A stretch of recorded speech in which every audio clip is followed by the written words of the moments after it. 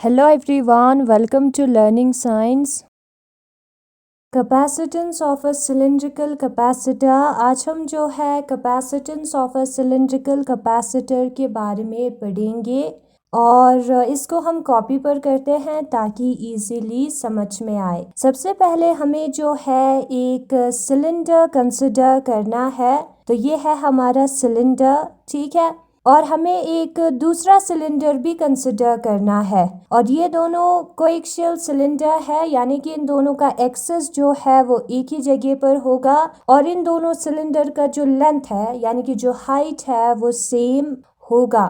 तो ये रहा हमारा दूसरा सिलेंडर और ये है एक्सेस, दोनों का एक्सेस जो है वो सेम है, ठीक है। फिर उसके बाद जो अंदर वाला सिलेंडर है वो हमारा A है और उसका रेडियस R1 है और जो बाहर वाला सिलेंडर है उसका रेडियस R2 है और वो B है। उसके आउटर सरफेस को हमने अर्थ किया है, यानी कि जो आउटर सरफेस पर चार्ज है उसको हमने अर्थ में डाला है। जो अंदर वाला सिलेंडर है उस पे हमने प्लस Q चार्ज अप्लाई किया, जिसकी वजह से जो बाहर वाला सिलेंडर है उसके अंदर वाले सरफेस पर माइनस Q चार्ज आया और जो डिस्टेंस होगा अंदर वाले सिलेंडर और बाहर वाले सिलेंडर के बीच में, जो रीजन होगा अंदर वाले सिलेंडर और बाहर वाले सिलेंडर के बीच में, वहां पर हमें इलेक्ट्रिक फील्ड जो है मेजर करना है। उसके लिए हम क्या कंसिडर करेंगे? उसके लिए हम एक गॉसियन सरफेस कंसिडर करेंगे जो कि सिलेंडर के फॉर्म में होगा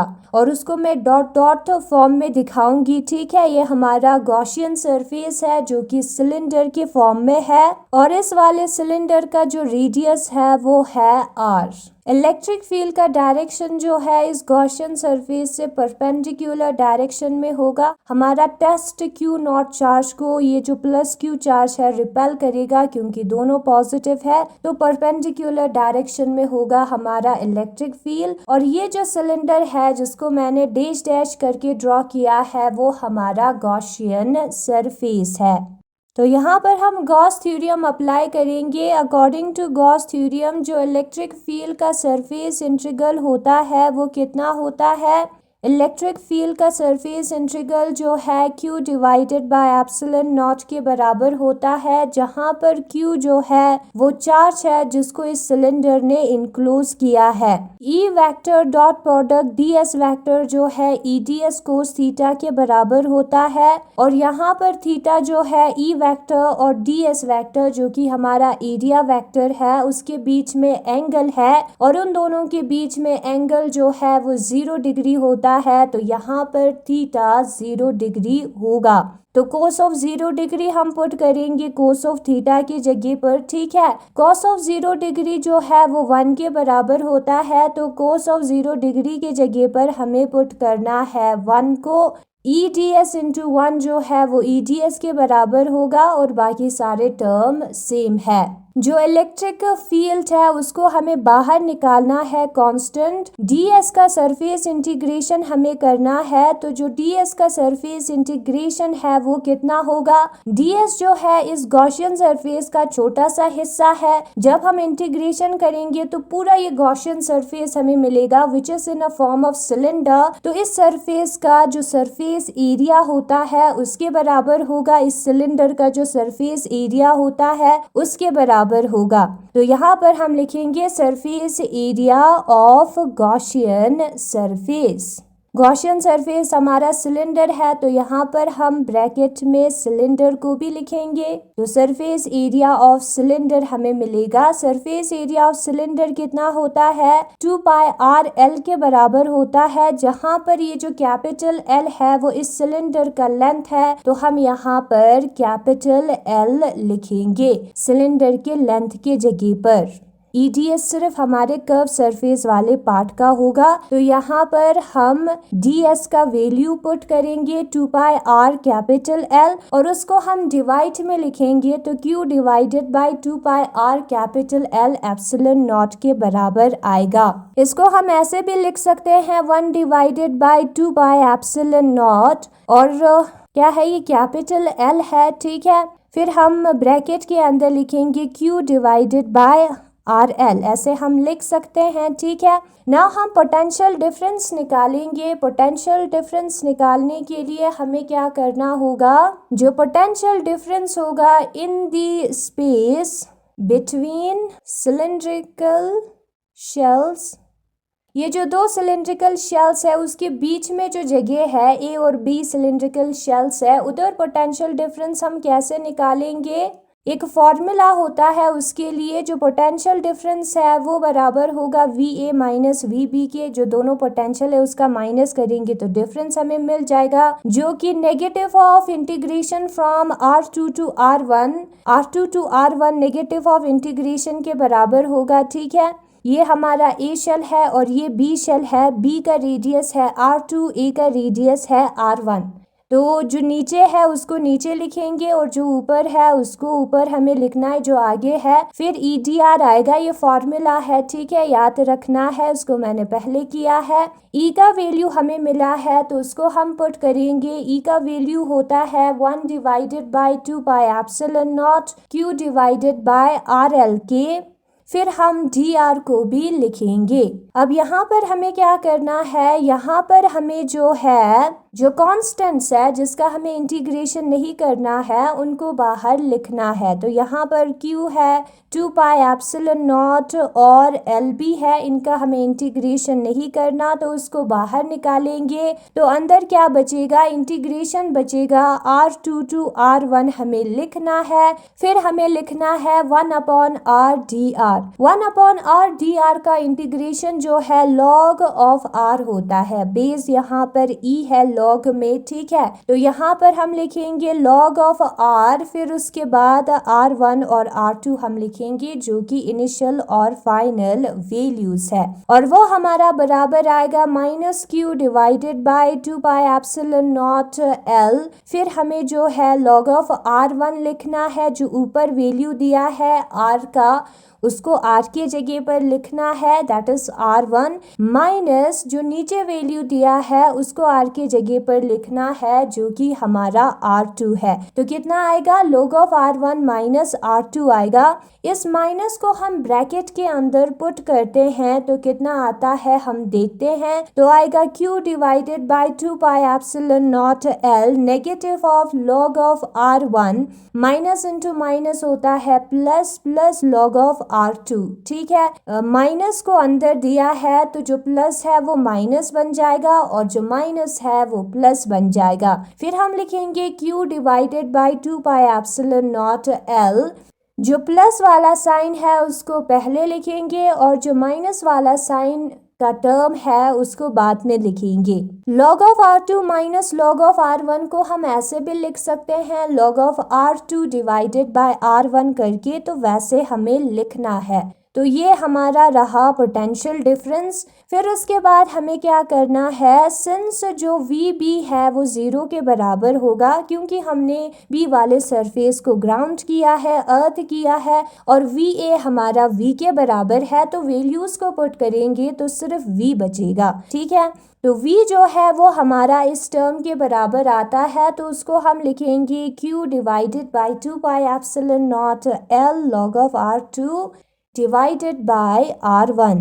फिर उसके बाद यहाँ पर इस वाले फॉर्मूले को अप्लाई किया है। ठीक है, याद रखना है। नाउ हम कैपेसिटेंस को निकालेंगे। तो जो कैपेसिटेंस होता है कैपेसिटर का, उसको हमें कैसे निकालना है, हमें फॉर्मूला पता है। ठीक है, जो कैपेसिटेंस होगा सिलेंड्रिकल कैपेसिटर का, उसके लिए हमें फॉर्मूला यूज करना है, तो हम फॉर्मूले को यूज करेंगे। ठीक है, तो यहाँ पर C जो है वो Q डिवाइडेड बाई V के बराबर आएगा, और V का वैल्यू हमें मिला है तो V के वैल्यू को हम पुट करेंगे। जो टर्म अगर हम इंटू करेंगे डिवाइड की जगह पर, तो जो टर्म नीचे है उसको हमें ऊपर लिखना होगा, 2 पाई एप्सिलॉन नॉट L नीचे है, और जो टर्म्स ऊपर है उसको हमें नीचे डिवाइड में लिखना होगा, Q log of R2 upon R1 जो है वो नीचे है। ठीक है, Q हो जाएगा कैंसिल, तो हमारा जो कैपेसिटेंस है वो कितना आएगा, कैपेसिटेंस हमारा बराबर होगा 2 pi epsilon not L divided by log of R2 divided by R1। तो उसी को हम लिखेंगे, ठीक है। यहाँ पर बेस E है तो उसको हमें याद रखना है। अगर हम इस L को इस वाले साइड में लाएंगे तो डिवाइड में आ जाएगा, तो C डिवाइडेड बाय L जो है वो कितना होगा, 2 pi epsilon not divided by log to the base E R2 divided by R1 के बराबर होगा। और इसको हम कहते हैं कैपेसिटेंस पर यूनिट लेंथ, क्योंकि हमने लेंथ के साथ डिवाइड किया है और इसको हम C डैश से रिप्रेजेंट करेंगे। यहाँ पर ये जो C डैश है वो हमारा क्या है, वो हमारा है capacitance per unit length of a cylindrical capacitor. एक सिलिंड्रिकल कैपेसिटर के पर यूनिट लेंथ में कितना होता है कैपेसिटेंस, वो वाला वैल्यू है हमारा, ठीक है। तो यही है आज का प्रूफ। बुक में हम देखेंगे इन चीज़ों को और समझेंगे। ये हमारा एक सिलेंडर है। एक सिलिंड्रिकल कैपेसिटर को कंसिडर करने के लिए हमें सिलिंड्रिकल शेल्स कंसिडर करना होगा। 2 सिलिंड्रिकल शेल्स जो कि इस सिलिंड्रिकल कैपेसिटर में प्रेजेंट होगा, ठीक है। पहला वाला हमने ड्रॉ किया और दूसरे वाले को भी हमने ड्रॉ किया। अब ये जो अंदर वाला सिलेंडर है उधर हमने कौन सा चार्ज अप्लाई किया है, +Q चार्ज अप्लाई किया है। तो वो जो चार्ज है वो इवनली इस सरफेस पर डिस्ट्रीब्यूट होगा, क्योंकि ये कंडक्टर है, ठीक है। इस सरफेस पर इवनली डिस्ट्रीब्यूट होगा। अब ये जो बाहर वाला सिलेंडर है उसके अंदर भी तो पॉजिटिव और नेगेटिव चार्ज होंगे, इलेक्ट्रॉन्स और प्रोटॉन्स होंगे। ये जो प्लस वाला चार्ज है वो नेगेटिव चार्ज को अट्रैक्ट करके ये जो अंदर वाला सरफेस है सिलेंडर का उधर जमा करा देगा। ये जो अंदर सिलेंडर है उसने अट्रैक्ट किया है अंदर वाले सरफेस पर, तो बाहर वाले सरफेस पर प्लस चार्ज बचेगा इस बड़े वाले सिलेंडर के, जिसको हमने अर्थ किया है। अर्थ का मतलब है इस बाहर वाले सरफेस पर जो चार्ज है उसको हमने अर्थ के अंदर डाला है। कभी कभी हम बाहर भी निकाल कर लाते हैं, इस केस में हमने अर्थ के अंदर डाला है, ठीक है।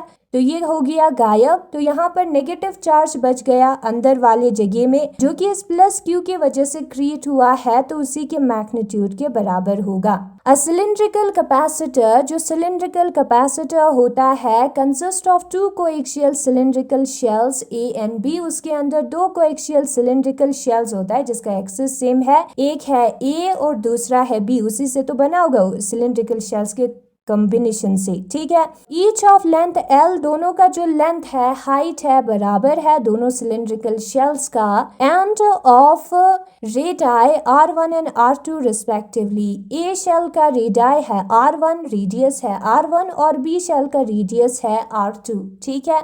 The outer surface of the cylindrical shell B is earth। ये जो बाहर वाला सरफेस है cylindrical shell B का, उसको हमने अर्थ किया है, यानी कि उस पे जितने भी चार्जेस प्रेजेंट है उसको हमने अर्थ के अंदर डाला है। Charge +Q is given to the inner cylindrical shell A of radius R1। ये जो अंदर सिलेंडर है उस पर हमने चार्ज +Q अप्लाई किया है जो कि इवनली डिस्ट्रीब्यूट होगा। Then due to electrostatic induction, फिर इलेक्ट्रोस्टैटिक इंडक्शन की वजह से a charge -Q appears on the inner side of the outer sphere of radius R2। ये जो बाहर वाला स्फीयर है जिसका रेडियस R2 है, उसके अंदर वाले सरफेस पर हिस्से में -Q चार्ज अपीयर होगा।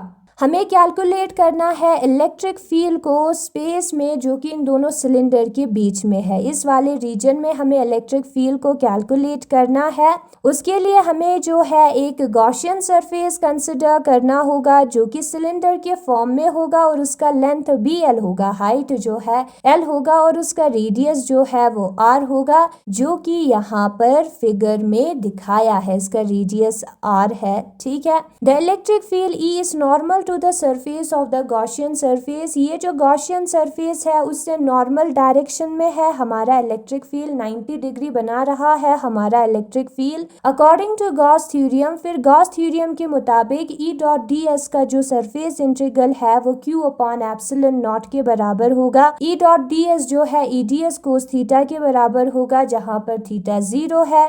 ds का सरफेस इंटीग्रेशन हमें करना है जो कि ये जो सरफेस है सिलेंडर का होगा उसके एरिया के बराबर होगा, जो कि है 2πrl। यही कर्व सरफेस होगा, ठीक है। ऊपर वाले दोनों सरफेस को कंसिडर नहीं करना है, क्योंकि उस केस में इलेक्ट्रिक फील्ड और ds में जब हम डॉट प्रोडक्ट करते हैं तो 0 आता है। फिर हम वैल्यू को पुट करेंगे ds के सरफेस इंटीग्रेशन के, तो E का वैल्यू हमें मिल जाएगा जो कि इतना आता है, और ये हमारा इक्वेशन नंबर फर्स्ट है। पोटेंशियल डिफरेंस का फॉर्मूला हमें पता है, VA माइनस VB जो है वो negative of line integral of EDR के बराबर होता है। R2 टू R1 हमें इंटीग्रेट करना है, E का वैल्यू हमें मिला है तो उसको पुट करेंगे, जो कांस्टेंट है उसको बाहर लिखेंगे, और जो टर्म बचता है उसका इंटीग्रेशन होता है log ऑफ r। फिर इनिशियल और फाइनल वैल्यूज़ को हम लिखेंगे, r के जगह पर इनिशियल और फाइनल वैल्यूज़ को हम पुट करेंगे, तो log of r1 minus log of r2 minus log of r1 बन जाता है। जब हम नेगेटिव से अंदर इंटू करते हैं तो log r2 divided by r1 होगा, और ये हमारा पोटेंशियल डिफरेंस है। VB जो है यहाँ पर 0 है और VA जो है यहाँ पर V है, तो हम उस वैल्यूज़ को पुट करेंगे तो V हमारा इतना आएगा। नाउ हम जो है सिलिंड्रिकल कैपेसिटर का कैपेसिटेंस निकालेंगे, जो कि बराबर होता है Q डिवाइडेड बाय V के। तो यहाँ पर Q जो है दिया है, V का वैल्यू दिया है, उसको पुट करेंगे, Q और Q हो जाएगा कैंसिल, बचेंगे ये वाले टर्म्स। और जो capacitance per unit length of cylinder है उसको कैसे निकालना है, L से डिवाइड करके निकालना है, तो यहाँ पर L हो जाएगा कैंसिल, या ये जो L है उसको इस साइड लाना है तो C डिवाइडेड बाय L हमें मिल जाएगा, और वो हमें देगा capacitance per unit length of cylinder. और यही हमारे आज का टॉपिक है।